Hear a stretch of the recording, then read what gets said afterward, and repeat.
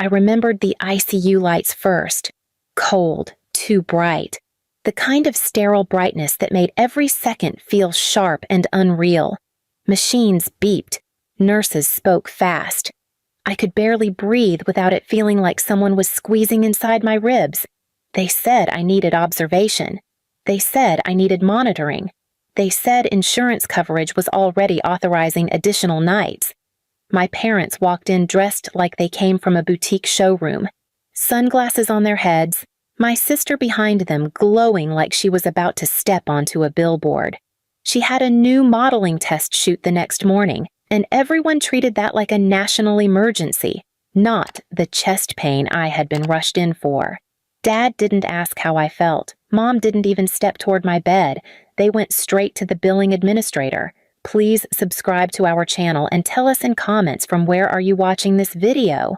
Mom said without blinking, "We only need her here for tonight. My other daughter has a fashion contract meeting. We have to reserve insurance money if she gets picked. She'll need private treatments and travel coverage." The clerk blinked slowly, like she couldn't process how casually she said it. I whispered, "I can't breathe right." My voice was barely air. Mom didn't look at me. She was busy comparing invoice numbers to last quarter. Dad signed discharge forms before the doctor even returned to explain risks. A nurse leaned close and whispered quietly, "You should not be leaving tonight." Dad cut her off. "We decide that." My sister looked at me like I was an inconvenience she couldn't wait to remove. "You'll manage. You always exaggerate. I need tomorrow." They rolled my wheelchair out like I was being relocated, not like I was struggling to inhale. At home, I lay on the couch while they argued about fabric color palettes in the kitchen, rose gold versus champagne gold, like my lungs weren't tightening by the minute. They said they were investing smart. They told me, not everything can revolve around you. That night, when I finally couldn't take enough air in, when my chest felt like a locked cage and I called for Mom from the couch, she yelled back from the dining room, "Stop making everything a crisis. We can't burn insurance money twice in one day." That was the exact sentence that made me realize I could die in this room and they would still choose her. I grabbed Mason, wrapped him in a blanket, and called an ambulance myself, forcing air through my throat while I pressed the phone to my cheek. As the sirens approached, I stared at all three of them sitting there with wine glasses, annoyed at the interruption. That was the night I stopped being their daughter. The second hospital admitted me without the arguments, without questions about fashion contracts, without the performance my family used as their personality. They treated me like a person instead of a financial variable. They kept Mason with me in a chair next to the bed, and the nurses gave him juice and a coloring sheet. He stayed quiet, like he understood this time I wasn't safe to leave alone. They stabilized me slowly, carefully. The doctor explained I was seconds away from a respiratory crash. He said, "If they took you home earlier than today, you might not have made it." I didn't scream. I didn't cry. I didn't ask why. I already knew why. It wasn't complicated. I had been taught since childhood, survival was a privilege reserved only if it didn't interrupt my sister's spotlight. They texted me once the next day, "Make sure you don't miss Dean's shoot tomorrow. We need family support pics." Not, "Are you alive?" Not, "How are you breathing?" Not, "Are you stable?" They wanted camera background bodies. Something inside me shut off with that text. Not broke, not shattered.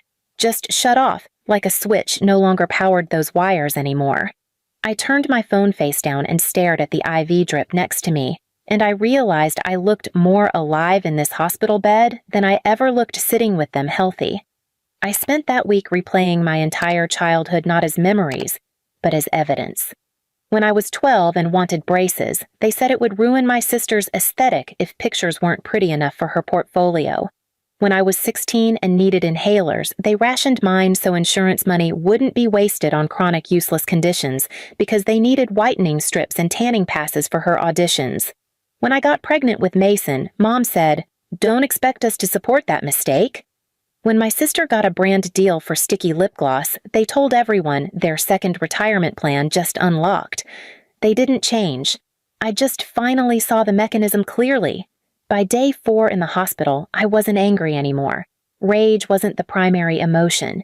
It was clarity, pure clarity, a clean realization. They never saw me as a daughter. They saw me as overhead cost. And overhead is the first thing business-minded narcissists cut when they need to invest elsewhere. When I was discharged again, this time properly, I didn't go home to them. I went home to build a future where they would never hold a pen over my life again. For the first time in years, I started thinking in forward motion, not survival mode. I enrolled myself in online certifications. Mason sat at the table coloring while I studied insurance compliance, health claims entry, and medical authorization coding. I learned how policies actually worked. I learned the abuse loopholes families used. I learned exactly what they did that night and how common it was. Parents rejecting medically necessary treatment because they viewed dependents as financial liabilities. I saved money slowly, tip by tip, night shift by night shift. I worked at a clinic doing intake paperwork, and I watched administrative staff break down claims from people just like me and from people like my family, people who thought rules didn't apply to them, people who believed policy existed to reward charm and punish inconvenience, people who always demanded exceptions because we have connections or we don't do wait lists. I gained experience. I gained credibility. I gained stability. Every paycheck was a brick wall between me and them. They texted occasionally, always for something that served them, always about my sister, always transactional, never a call asking if I needed anything. Their only check-in, Dean signing with a major agency. Please show up Sunday for family photo PR, I replied once. I was in ICU, you signed me out. They didn't respond. They had already processed that moment as logical. In their minds, I wasn't a person who almost died. I was an asset that didn't produce enough returns. I blocked them one by one, but not fully permanently, not yet, because cutting someone off without knowing the exact moment they finally need you isn't justice, it's release. And release wasn't the revenge this story demanded. Revenge had to land in a place where they finally understood they never had ownership over my life at all. And slowly, piece by piece, without rage, without theatrics, I positioned myself into a field where the most powerful leverage in their world existed.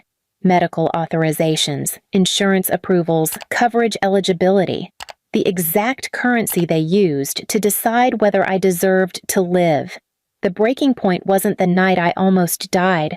The breaking point was realizing how power worked, and this time, I was going to become the one holding the legal pen, not to destroy them illegally, not to sabotage them publicly, not to ruin them socially, but to make sure when their life depended on policies, systems, approvals, signatures, they would face the same cold, factual rules they used against me. That was the moment I stopped wanting their apology. I started wanting accountability.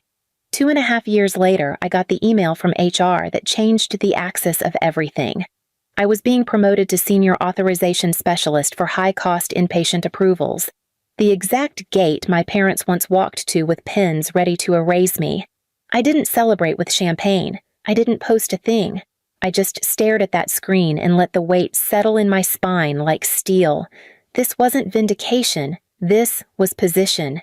People like my parents lived entirely off special exceptions. They survived through, we know someone, bend it a little. Just fast-track this. We're not waiting like regular people. My job, control the exceptions. 3 months into the promotion, they showed up in the system. Dad needed cardiac tests approved after collapsing at a brand launch event for my sister's new collection. I found out because his name flagged in the high-cost authorization queue. His chart pulled up automatically regardless of the fact I never gave them my new number. It was him, his birth date, his ID. Mom submitted the request through the hospital portal. Her comment line read, "Urgent, priority, we cannot delay." I stared at that sentence for a full minute. Urgent, priority. Those were the 2 words that never existed for me. They asked to bypass standard review. They wanted a direct fast-track override because family tradition needed him stable for media appearances for my sister. I followed procedure exactly, not a single deviation, no special privileges, no accelerated lane, no exception. I documented every missing clinical justification. I requested the supporting lab data. I flagged unclear diagnostic reasoning. I sent everything back for full medical necessity review. Not illegal, not malicious, not personal bias. Just the system they weaponized, applied correctly. Mom called the department line 3 times in one morning. I never answered because we aren't allowed to discuss cases with family directly. I let routing send her to general queue like any other family with average status and no leverage. She left messages. You don't understand. We need this approved today. You know how many lives this affects. You can't treat us like ordinary cases. That last one made me actually exhale out loud, because that's exactly what I was doing. I was treating them like ordinary cases.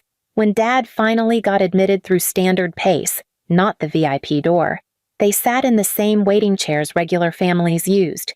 They filled the same repetitive paperwork regular people filled. They waited like the same people they used to laugh at. My sister even tried to backdoor contact the hospital through an Instagram influencer friend to find the right person to push this through. I was that person, and I didn't move the needle an inch. The clinical team eventually stabilized him after 2 days, but not because they skipped protocol, because they followed it, the slow, frustrating, normal way.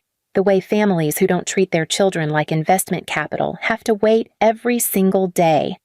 When Dad was discharged, I never heard from them personally until 2 months later.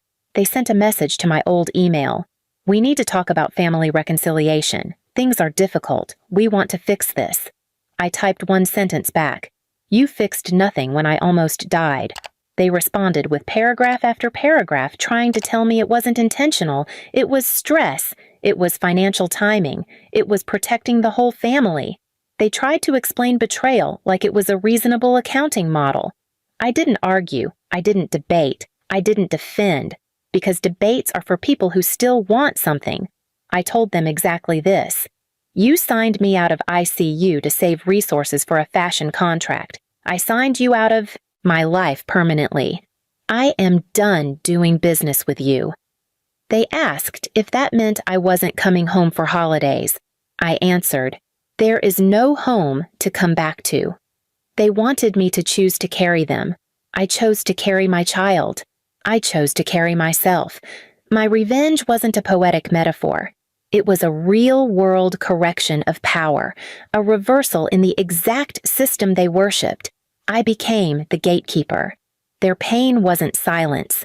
Their pain was finally being treated exactly like the people they thought were beneath them. I walked Mason to school the next morning feeling finished, clean, grounded. Revenge didn't feel like fire. It felt like administrative completion. I closed the laptop. I grabbed my keys. The sun hit my face like a normal day again. And that was the first day I knew I would never pay their debt again. Please subscribe to our channel and tell us in comments from where are you watching this video.